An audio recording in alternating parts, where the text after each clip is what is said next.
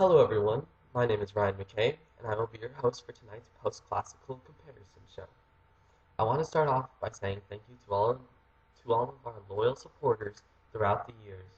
However, the producers do not want to continue the show anymore, so this will be our last show. And I must say, it's going to be one heck of a comparison tonight. For the few people that actually watch this, you are in for a treat. Tonight, we are looking at something that has been around for a long time. Trade. That's right, you heard me. I said trade. We are looking at two major trading routes in the post-classical time, the Indian Ocean trade and the trade across Asia, also known as the Silk Road. Tonight, we have two qualified speakers to talk on the trade routes. Mr. Hoy is here with us to talk about the Indian Ocean trade, and we also have Mr. Carr with us to talk about the Silk Road. I must say, they both have some good facts and great points. But before we get to those nice people, let's talk a little bit about the history of India. Before trade was on a large scale, India was widely ruled on religion, and still is today. They were isolated for a long time, but until Arab people started to show up, they really didn't do much. But when they did, India almost split into like two different areas, the northern part and the southern part. And the southern part is where India really started to take off. And that is what really started the Indian Ocean trade because the southern part was on the ocean and that's where they traded the whole time. Here is a map that illustrates where India has traded to. I'm sorry, I am just being informed that that is not a map, that is a hot dog. Here's the actual map. Now we will talk about China's history. China was always isolated from everybody, except for the nomadic invaders from the north.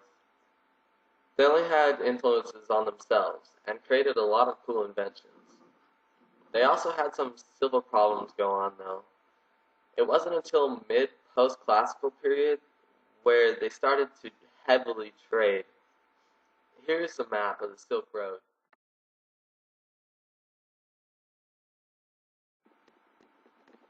That's about all I have to say. Now let's go to Mr. Hoy and Ms. Carr to see how the Indian Ocean trade and the Silk Road compare in the post-classical time period, with similarities in why they traded, but differences in how they traded and what they traded. The first one up to speak is Mr. Hoy. Now let's go to him. The Indian Ocean trade and the Silk Road share similarities in why they traded, but differed in terms of what they traded and how they traded. Trade was a significant factor for the civilizations around the Indian Ocean and along the Silk Road. Cities grew as trade began to intensify. Religion influenced why they traded along certain paths throughout the Indian Ocean and Silk Road. Religion also was passed on to the different cultures. Pretty much everything that was traded throughout the Indian Ocean traveled by boat. Everything that was traded along the Silk Road traveled by a caravan. The things that were traded varied throughout each country. Spices, cotton, silk, gold, iron, and other raw materials were traded a lot throughout the trade routes. City residents paid high prices for things that were rarely found in their region. The major thing that both the Silk Road and the Indian Ocean did was bring together the South, East, and Western Asia with the Mediterranean and European world. Between 600 and 1400 CE, a huge number of states participated in the trade with the Indian Ocean. All the way from the eastern coast of Africa to the great empire of China, nations were hopping onto the trade bandwagon to acquire the vast number of valuable resources found in the various lands on the Indian Ocean. The overland Silk Roads were likewise extensive and influential. Despite the similarities, these overland routes did not foster as much direct interaction and exchange of cultural ideas among the participants along the route as did the Indian Ocean trading. This division was brought about by the fact that fast transportation and a peaceful political climate was bestowed upon the Indian Ocean trade arena.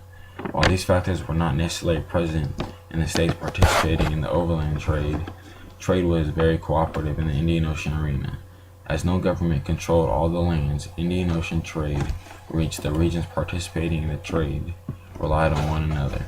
This, in combination with the fact that most areas participating in the trade possess valuable resources that most of the other areas desire, such as gold, pepper, and other spices, motivated governments to preserve peace in the Indian Ocean. The Silk Road and Indian Ocean both share many similarities in the reason they traded, but they both differed in what they traded and how they traded things throughout the trade routes.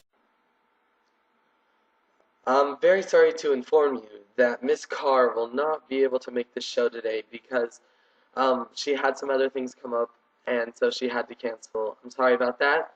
And I will be filling in on the uh, Silk Road because I do happen to know just a little bit about it, and so I will be telling you what I know. Okay, so here we go. As you already know, my name is Ryan McKay. The Silk Road is dated to the 2nd century BC.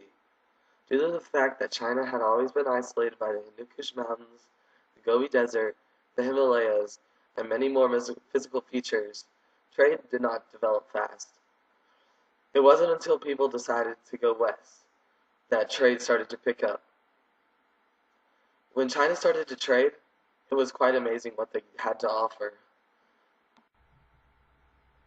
China made manufacturing goods like paper, porcelain, metals, precious stones, and even glass. This was amazing for the time period that they were in. They sent these items to Central Asia, where they met with the Arabs, Romans, and even the people from India. This is where the Chinese figured out that there are other civilizations in the world than themselves. They also figured out that they had similar things in common and things that are different. For example, the Chinese traded manufacturing goods while the people from India traded spices and exotic items. This helped their economy drastically because the people in the West wanted what the Chinese had. Since the Chinese were far away and isolated from the center of trade, the journeys to Central Asia were very long and treacherous. They had to cross the Taklamakan Desert, which is very wide and hot. To make things worse, they had to use caravans to get there, while the people in India used boats to trade for an easy trip. When the Chinese arrived to the Middle East, they had to pay taxes on whatever it is they were selling, so they didn't get the full profit. This affected the way people traded. Merchants in this time wanted money, just like every other person. However, this made prices of goods regulate by lowering or increasing. So tax was a good thing if you were trading exotic animals or rare items, but it was a bad thing if you were a common trader with only one or two items to trade. Without trade, people would have no interaction with each other and no other civilizations.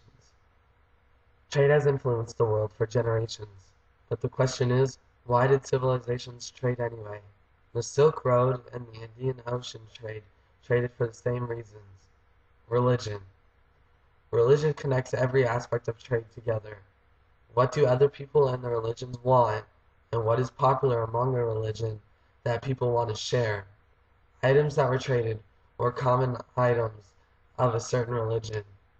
For instance, the Islamic people used a lot of gold, so they traded gold. Trade played a very important part in shaping the post-classical era. It even has helped shape the world today. Trade let the world flourish, even during times of destruction. Well, folks, that about wraps it up. I hope you enjoyed the last post-classical show. It was a joy hosting you guys for the last year. I hope you enjoyed it as much as I did, and I hope we will see each other in the future. Thank you, and have a great day.